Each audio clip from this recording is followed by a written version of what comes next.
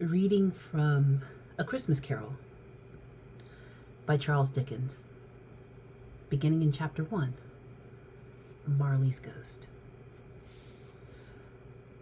Marley was dead, to begin with. There is no doubt whatever about that.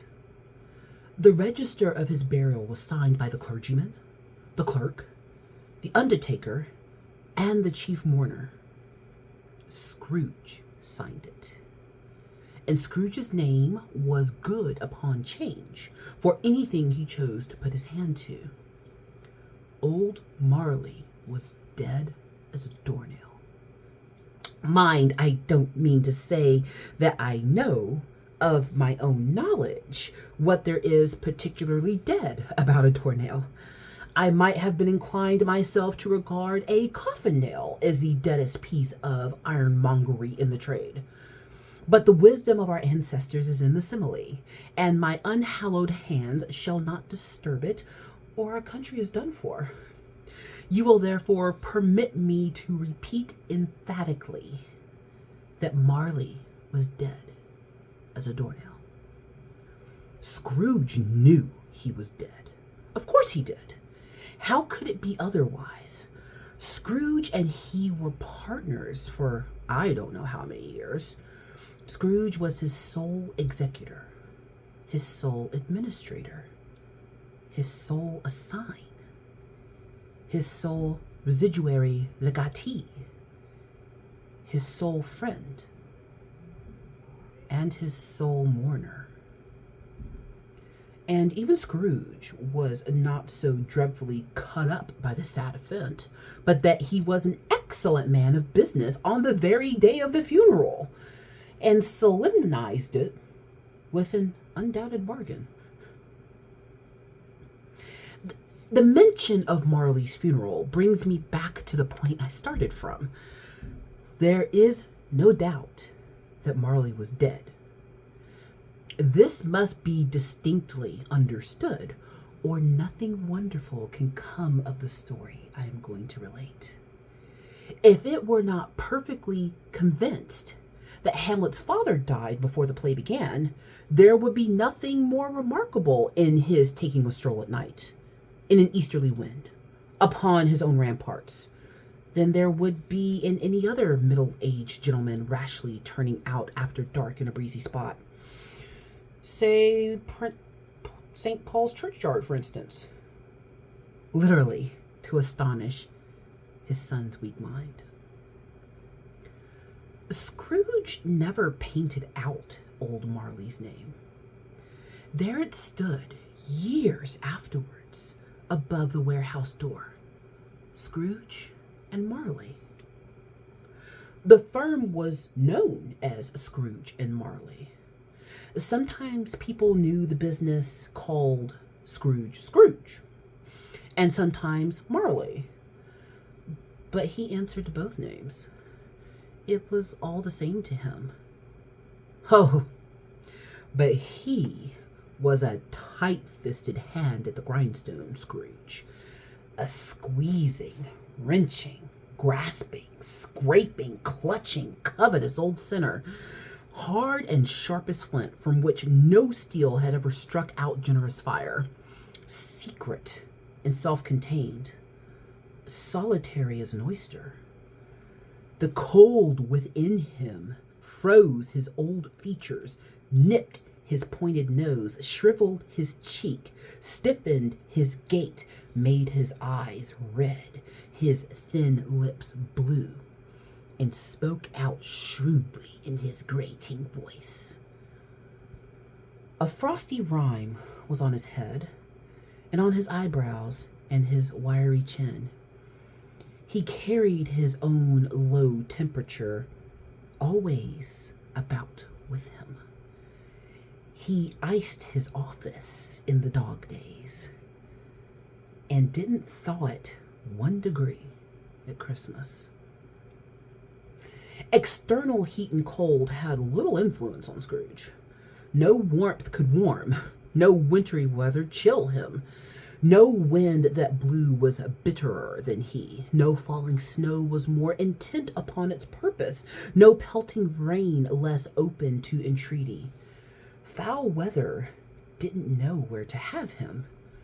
The heaviest rain and snow and hail and sleet could boast of the advantage over him in only one respect. They often came down handsomely. And Scrooge never did. Nobody ever stopped him in the street to say with gladsome looks, "My dear Scrooge, how are you? When will you come see me?" No beggars implored him to bestow a trifle. No children asked him what it was o'clock. No man or woman ever once in all his life inquired the way to such and such place of Scrooge. Even the blind men's dogs appeared to know him, and when they saw him coming on, they would tug their owners into doorways and up courts, and then would wag their tails as though they said, "No eye at all is better than an evil eye, dark master." But what did Scrooge care? Of all the good days in one year, on Christmas Eve, old Scrooge sat busy in his counting house. It was cold, bleak, biting weather, foggy withal, and he could hear the people in the court outside go wheezing up and down, beating their hands upon their breast and stamping their feet upon the pavement stones to stay warm. The city clocks had only just gone 3, but it was quite dark already. It had not been light all day, and candles were flaring in the windows of the neighbors' offices, like ruddy smears upon the palpable brown air. The fog came pouring in at every chink and keyhole. It was so dense without that although the court was of the narrowest, the houses opposite were mere phantoms. To see the dingy cloud come dropping down, obscuring everything, one might have thought that nature lived hard by and was brewing on a large scale. The door of Scrooge's counting house was open, that he might keep his eye upon the clerk, who, in a dismal little cell beyond, a sort of tank, was copying letters. Scrooge had a very small fire, but the clerk's fire was so very much smaller that it looked like one coal. But he couldn't replenish it, for Scrooge kept the coal box in his own room, and so surely as the clerk came in with a shovel, as the master predicted that it would be necessary for them to part. Wherefore the clerk put on his white comforter and tried to warm himself at a candle, in which effort, not being a man of strong imagination, he failed. "A Merry Christmas, Uncle! God save you!" cried a cheerful voice. It was the voice of Scrooge's nephew, who came upon him so quickly that this was the first intimation he heard of his approach. "Bah!" said Scrooge. "Humbug!" He had so seated himself, with a rapid walking in the fog and frost, this nephew of Scrooge's, that he was all in a glow. His face was ruddy and handsome. His eyes sparkled. His breath smoked again. "Christmas a humbug, Uncle," said Scrooge's nephew. "You don't mean that, I am sure." "I do," said Scrooge. "Merry Christmas. What right have you to be merry? What reason have you to be merry? You're poor enough." "Come then," returned the nephew gaily. "What right have you to be dismal? What reason have you to be morose? You're rich enough." Scrooge, having no better of an answer ready on the spur of the moment, said, "Bah," again, and followed it up with, "Humbug."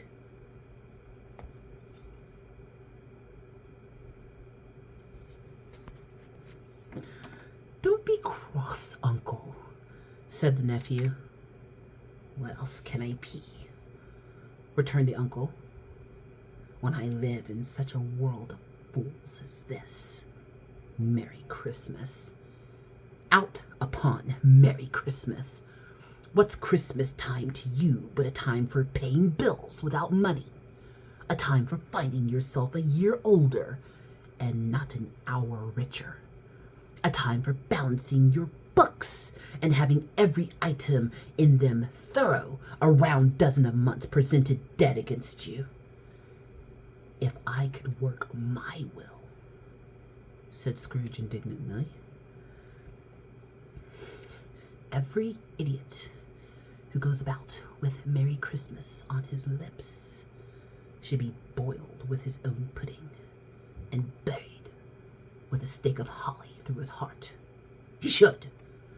"Uncle," pleaded the nephew. "Nephew," returned the uncle sternly, "keep Christmas in your own way, and let me keep it in mine." "Keep it?" repeated Scrooge's nephew. "But you don't keep it." "Leave me alone, then," said Scrooge. "Much good it may do you, much good it has ever done you." "There are many things from which I might have derived good, by which I have not profited, I dare say," returned the nephew. "Christmas, among the rest. But I am sure I have always thought of Christmas time, when it has come round, apart from the veneration due to its sacred name and origin, if anything belonging to it can be apart from that, as good a time, a kind, forgiving, charitable, pleasant time. The only time I know of in the long calendar of the year when men and women seem by one consent to open up their shut-up hearts freely and to think of people below them as if they were fellow passengers to the grave, and not another race of creatures bound on journeys. And therefore, uncle, though it has never put a scrap of gold or silver in my pocket, I believe that Christmas has done me good and will do me good, and I say God bless it." The clerk in the tank involuntarily applauded. Becoming immediately sensible of the impropriety, he poked the fire and extinguished the last frail spark forever. "Let me hear another sound from you," said Scrooge, "and you'll keep your Christmas by losing your situation. You're a quite powerful speaker, sir," he added, turning to his nephew. "I wonder you don't go into Parliament." "Don't be angry, uncle. Come, dine with us tomorrow." Scrooge said that he would see him. Yes, indeed he did. He went the whole length of that expression and said that he would see him in that extremity first. "But why?" cried Scrooge's nephew. "Why? Why did you get married?" said Scrooge. "Because I fell in love." "Because you fell in love," growled Scrooge, as if that were the only one thing in the world more ridiculous than a Merry Christmas. "Good afternoon." "Nay, uncle, but you never came to see me before that happened. Why give it as a reason for not coming now?" "Good afternoon," said Scrooge. I want nothing from you. I ask nothing of you. Why can we not be friends? Good afternoon, said Scrooge. I am sorry with all my heart to find that you are so resolute. We have never had any quarrel to which I have been a party. But I have made the trial in homage to Christmas, and I'll keep my Christmas humor to the last. So, a Merry Christmas, Uncle. Good afternoon. And a Happy New Year. The clerk tried to warm himself at the candle. Hey friends, it's me, the Ebony Otaku, the well-rounded nerd. In my fashion of celebrating the holidays, why not revisit some of the classics that are renewed year after year in culture after culture? One of the most enduring stories set at the Christmas season of redemption, of renewing one's faith in humanity, of understanding how significant and significant at the same time every human is. Has any story crafted by the writers of fiction had such an indelible social, anthropological, literary impact as A Christmas Carol? I can't name another. So as I've stated before on the channel, originally in college, I was a theater and English major. When I say English, that's English literature. As I was getting ready for doing some Christmas reading before I get back into, my stories of Chinese women that I love so much, I looked through some of my collection of English literature that's back here that you can't see. And I amused myself today as I was looking through different stories that I might want to highlight this holiday season. And just, it was fun to look back at all of the things I've read and things coming to my mind. Weird, but when I was in grade school, I mean elementary, like 2nd, 3rd, 4th, 5th grade, and junior high, 6th, 7th, and 8th, I very quickly developed a love of reading, a love of stories, a love of fiction. And the first great author in fiction that I remember wanting to read everything they wrote was Charles Dickens. For a great portion of my youth and into my early adulthood, my favorite author was Charles Dickens. And of course, one of his most famous works is A Christmas Carol. There's a reason his stories have lived on for so many years. If you look at his compendium of work, A Christmas Carol, of course, which we're going to talk more in depth about, but then you look at David Copperfield, Oliver Twist, The Prince and the Pauper, A Tale of Two Cities. When you look at his different works, he was very much a champion of bringing to light the errors in his society. Charles Dickens, British man, he wrote of the woes of Britain. He wrote of the woes of the new colonies in America, where he had people on both sides of the oceans. He called out the injustice of making children who were without parents slaves to the country. Those are called workhouses. He made a point of pointing out that it was unjust that a person might be born into title and position and never see fit to do anything good with that for their fellow man. He villainized the idea of becoming wealthy apart from the duty to be charitable. He believed that both of those went hand in hand. He lived in a state of our world where exploitation was rampant. Absolutely rampant. And the vast majority of his works are calling out that exploitation, pointing out that it is not okay that a child who had no choice in what they were going to be born into, who should be born to poor working parents that maybe pass away, should be given into forced labor in a workhouse, half starved their entire life, never given a real chance at a future, not even learning how to read, so that they might explore different thoughts, different means of having an impact on this world. And the society would do nothing about it.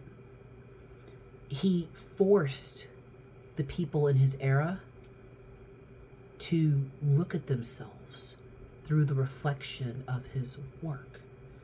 And yes, even though we are talking about an Anglo writer, much like the works that I love that come out of the stories of women in China living through extraordinary circumstances, this is another author who does a really good job of expressing those extraordinary circumstances and connecting with whatever audience reads it. And that brings us to why The Christmas Carol has become such a phenomenon. Here's a good question. How many versions of this story do you think you've seen? No, seriously. Of course, there are the classic retellings. There's only one movie worth watching, and it involves Muppets. Fight me on that. And of course, there's the ones with our classic thespians who star in them. There's a couple that were produced in the 40s and 60s that I go back and watch every single year. They're beautiful works of art. God bless us, everyone, said the Tiny Tim. It's great. But where else have you seen this show up? You ever watch Groundhog Day? Yeah. I can remember when they would run all of those Christmas specials. I don't have network television in my life anymore. I'm a streamer, millennial. But I do remember growing up when network television is what you had, or, going to the Blockbuster, the on repeat of Christmas stories. And there were so many versions of A Christmas Carol. This is a story that has resonated throughout societies all across the globe. As someone who's traveled, I have been on the other side of the planet and on TV in the Philippines seen a version of this story. Might not be characters with the same name, completely different setting, different cultural context, but it would still be the story of a person who has means, and somewhere along their life, instead of becoming someone who is giving and charitable, became a miser and shut the world out. You've seen that story. You've seen it 1,000 times. And it's one of those stories that nobody ever goes, oh my God, that's cultural appropriation, or oh my God, you're shoehorning in diversity, because it's a story that resonates with everyone. It's not a story that can be colored by colorism. It's not a story that only appeals to a certain audience. There is something that happens when we're young that will direct what kind of person we're going to become. Are we going to become a person who withdraws from society, is focused on self and what self can achieve, to the detriment of relationships, to the detriment of the greater good of others outside of myself, to the detriment of one's own mental and spiritual health, to become so closed off from the world? And the question becomes, how does a person become that way? What happened to them? Because nobody comes out of a box like that. Babies aren't born that way. And then there's the other side. Have we known people who had that redemption arc, who became something we never thought they could? You can use Scrooge's journey through A Christmas Carol as an allegory for all kinds of journeys. For the addict that recovers, for a marriage that dissolved and then was healed, for parents who were estranged from their children and there was a reconnection. Scrooge's story isn't just the story of a miser who learned to be generous. It's the story of a person who experienced tragedy, and that tragedy caused them to withdraw from the world. And in A Christmas Carol, they are called to face who they are. Scrooge is brought face to face with who he's become and to acknowledge what got him there, but then to recognize that you still have breath in your body, which means you still have an opportunity to do something bigger, greater, better than yourself. You don't have to spend the twilight years of your life alone and recluse from the world. You can choose to become better than you are. You can either be defined by those things that happened in your past and let them continue to consume you until you are just another pile of bones under a headstone, or you can choose to leave an impact on the world. And the great news is the choice is entirely your own. Scrooge goes through a journey in this book. It starts with the death of his partner, Marley. Do you say spoiler warning for a 200-year-old novel? I don't know. But it starts with the death of his partner, Marley, who was just as greedy as Scrooge. But because he preceded Scrooge in death, that means he's preceded him to the afterlife. Scrooge and Marley were partners in being awful. What an opening to a book. One of the things I love about older novels is because my first language, English, over the years, like most languages, has evolved so much, there's a turn of phrase that only exists in old writing. We can't write like this anymore. We can't write like Shakespeare anymore. There is a cultural aspect to this type of writing that dead as a doornail. I don't know how dead a doornail might be. It's just amazing writing. But Scrooge and Marley were just both horrible people. And we open up only knowing that Scrooge is horrible. Your nephew, your cheerful nephew, comes in, doesn't want anything from you. Merry Christmas, Uncle. Middle finger. Basically, got your poor little assistant there, freezing. Won't even give him an extra lump of coal to melt the ink. We are given a picture of basically the worst kind of person. A guy has built a business. Hey, you know what? Pat on back. Get your coins. Proud of you. But did nothing significant to impact others. He's so disliked that people won't ask him for directions. Children wouldn't ask him what time it is, and dogs warn their owners that they don't want to get near this presence that is coming by. So we establish very early that this is a despicable human. You are not supposed to like him. But Scrooge could be any of us. Scrooge is any person who has decided that they will keep to self even to the detriment of themselves. Marley is dead. They stress the point. Marley's dead. He'd been dead. Marley dead, super dead. Otherwise, nothing that follows will seem extraordinary. His partner who preceded him in death, as you know, visits Scrooge. Wondrous, considering he's dead. Marley is in eternal torment. Hell for those of a Christian's persuasion. Marley comes to warn Scrooge of what awaits him in the afterlife. The chains that he's building for himself in eternal damnation if he does not change his ways. But why come give such a warning to an old sinner?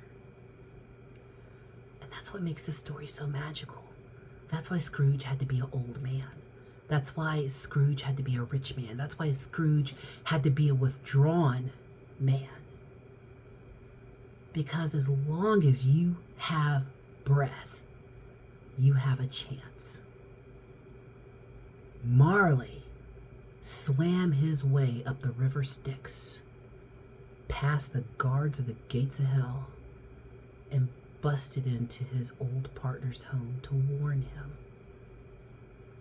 This is what waits for you if you don't change. But don't just take my word for it. You will be visited by 3 spirits. The ghost of Christmas past, the ghost of Christmas present, and the ghost of Christmas yet to be. Learn from them. If you can learn the lesson, you can hope to escape the path that I tread. Scrooge is offered salvation if he will boldly examine his past to understand what laid the foundation for who he's become, so that he can wrestle with it, so that he can make something new with it. He is dropped into what Providence has allowed him today that he's forgotten that he has. He's clung so much to what he's lost in his childhood, in his adolescence, that he doesn't look around him to see that life has still offered him amazing blessings. That he has a nephew, the child of his deceased sister, who loves him, adores him, wants him to be a part of a family, but Scrooge has shut that out. Because in his own youth, he wasn't allowed the luxury of being connected to his family. He was sent away. He was ignored. He was cast off. Until his dear sister begged their father to bring him home. Yes, Scrooge, look in your past. There was hurt. There were things done wrong to you. Those things existed. But look where Providence provided you a guardian angel for even a moment of happiness. Scrooge had love in his youth, but they never married. Ebenezer Scrooge loved money more than his betrothed, and he lost his love. He closes his heart even tighter. And then his sister dies, the only member of his family who shows him love. He's closed down. But even with the tragedy that's happened to him, he's still been put in a position where he apprenticed to Fezziwig and eventually became his own merchant. He remembers that even though Fezziwig was a wealthy man and loved by the community, that he still did good for others. He kind of started to go there in his youth until he lost his betrothed, until he lost his sister. And that's what happens. We're not born poisoned against the rest of the world. Something happens to everyone. Suffering is relative. There's no one out there who's not suffering in some way. You just don't know about it. All right, just because they didn't tell you about it doesn't mean it's not happening. But every one of us still has a choice to do something with the time, talent, opportunities that are given to us. They're different for everyone. This is a big, wide world with lots of societies, lots of structures, lots of ways to be and show up. And even with all of those differences in how our societies work, even if you don't get the same monetary or educational, positional opportunities, we all still have the opportunity to learn from our past, overcome it, and engage with other humans in generosity, in love, in mutual respect. Because the people here that I've been blessed to have in my life, they're not the people that were there in the past. And healthy minds can separate the two and learn from their past, but not be controlled by it. So that when they're in the present, they can appreciate what they have. And none of us knows the future. None of us is promised tomorrow. But if a spirit were to visit us and tell us what our future would be, that we could change if, even now, at a great age, at what seems to be the end stages of life, if you will still try, if you will endeavor to make a change, you will be overwhelmed by how much kindness and warmth and love the world will return to you for just a little bit of genuine effort. A Christmas Carol is just such an amazing story. I love that it's one of those works that as it's adapted, reimagined, no one fights about it. Nobody says, oh, well, why did you make the characters this? Or why did you put it in that setting? It doesn't matter if you do it in New York City. Doesn't matter if you do it in Hong Kong. Doesn't matter if you do it in the middle of the jungle. It's still a story of redemption. And humans everywhere can connect to the need for redemption. We can all connect to being at a place at some point in our lives where we withdrew because so much happened. Couldn't take it. It's easier to shut people out than let people in. But what if you got the opportunity to face the ghost of your past? What if you were given the opportunity to have full, unfettered view of all of the beautiful things and people around you? What if you got a direct lesson in how to take control of your life and your future for the outcome that you wanted instead of the one that just happened?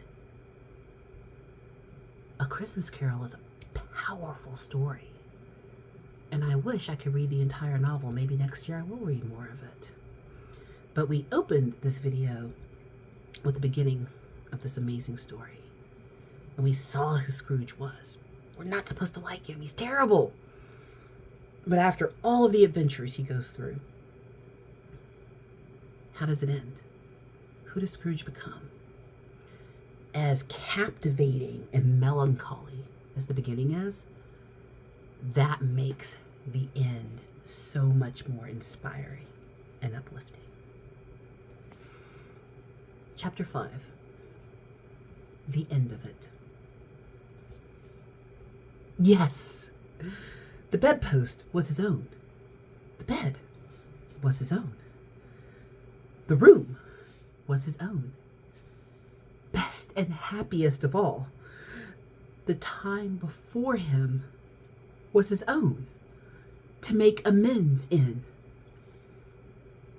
I will live in the past, the present, and the future, Scrooge repeated as he scrambled out of bed. The spirits of all three shall strive within me. Oh, Jacob Marley, heaven and the Christmas time be praised for this. I say it on my knees, old Jacob, on my knees. He was so fluttered and so glowing with his good intentions that his broken voice would scarcely answer to his call. He had been sobbing violently in his conflict with the spirit, and his face was wet with tears. They are not torn down, cried Scrooge, folding one of his bed curtains in his arms.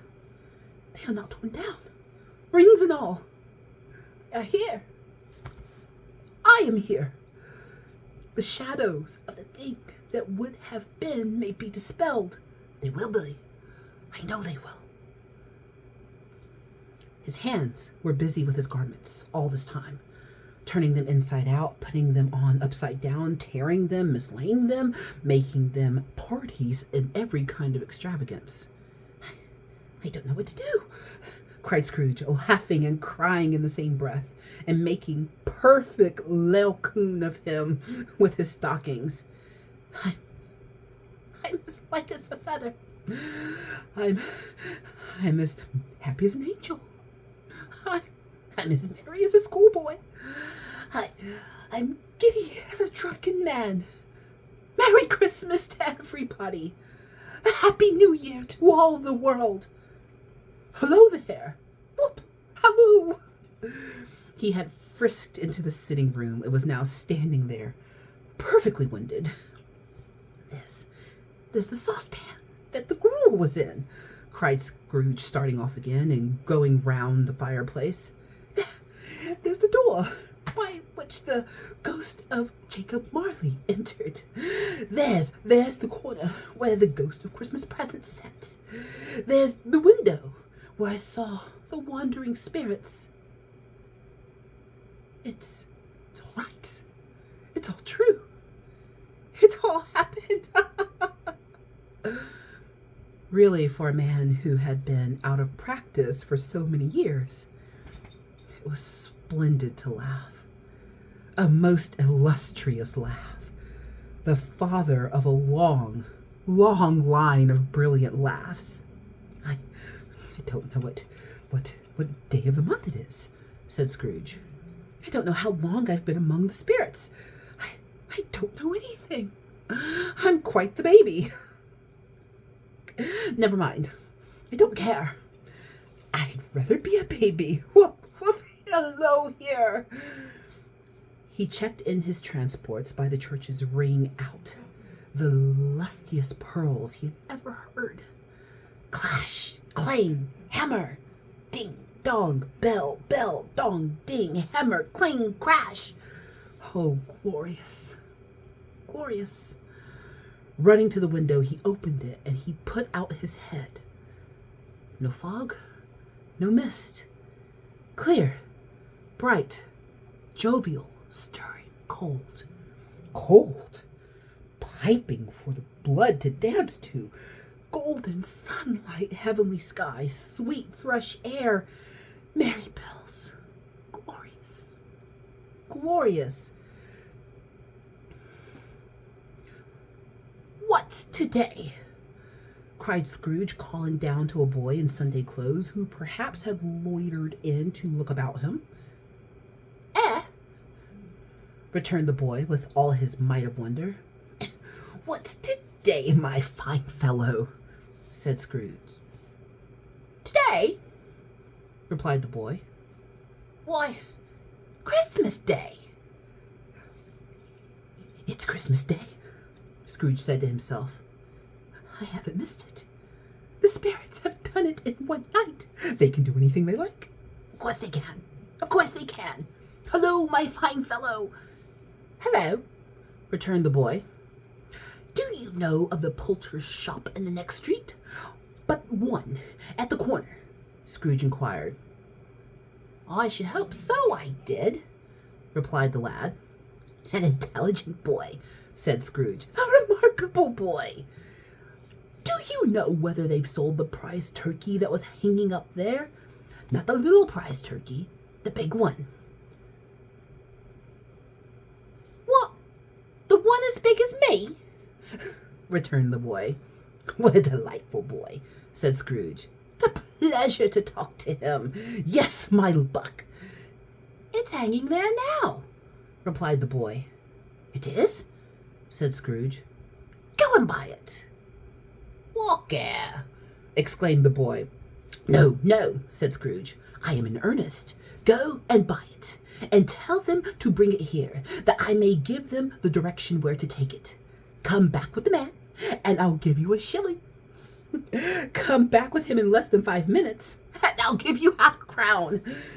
The boy was off like a shot. He must have had a steady hand at a trigger who could have got off a shot half so fast. I'll send it to Bob Cratchit's, whispered Scrooge, rubbing his hands and splitting with a laugh. He shan't know who sent it. It's twice the size of Tiny Tim. Joe Miller never made such a joke as sending to Bob's will be. The hand in which he wrote the address was not a steady one, but write it he did. Somehow, it went downstairs to open the street door, ready for the coming of the poulterer's man. As he stood there, waiting for his arrival, the knocker caught his eye. I shall love it as long as I live, cried Scrooge, patting it with his hand. I scarcely ever looked at it before. What an honest expression it has in its face. It's a wonderful knocker. Here's the turkey. Hello, Whoop. How are you? Merry Christmas. was a turkey. He never could have stood up on his legs, that bird. Would have snapped them short off in a minute, like sticks of sealing wax. Why, it's impossible to carry that to Camden Town, said Scrooge. You must have a cab. The chuckle with which he said this, and the chuckle with which he paid for the turkey, and the chuckle with which he paid for the cab, and the chuckle with which he recompensed the boy, were only to be exceeded by the chuckle with which he sat down breathless in his chair again, and chuckled till he cried. Shaving was not an easy task, for his hand continued to shake very much, and shaving requires attention, even when you don't dance while you're at it. But if he had cut the end of his nose off, he would have put a piece of sticking plaster over it and been quite satisfied. He dressed himself in all his best, and at last got out into the streets. The people were by this time pouring forth as he had seen them in the Ghost of Christmas Present, and walking with his hand behind him. Scrooge regarded everyone with a delighted smile. He looked so irresistibly pleasant, in a word, that 3 or 4 good-humored fellows said, "Good morning, and Merry Christmas to you." And Scrooge said often afterwards that of all the blithe sounds he had ever heard, those were the blithiest to his ears. The study of classic literature is so important. There's a reason that certain types of stories endure. I know people always say, oh my goodness, Hollywood is out of ideas. Yeah, they are. They were out of ideas before Hollywood existed. If you are a student of history and literature, you recognize that certain types of stories wash, rinse, repeat. We just reinvent them for new audiences and new generations. Good writers, especially good writers of fiction, ground their stories in reality so that they can connect with their audience. And what is a more grounded story than that of a redemption arc? To let us know, all of us, no matter where we are on this planet, that no matter what's happened, no matter who did it to you, if it was your fault or their fault, no matter what you've missed along the way or the mistakes you've made, if there is breath in your body, there is still an opportunity for change. This is a story that endures, and it will endure for as long as there are humans on this planet. Now, as Dickens' stories goes, this is not the longest by far. I'm looking at you, Tale of Two Cities. It was the best of times, it was the worst of times. It was the king with the large head on the round throne. I've read a lot.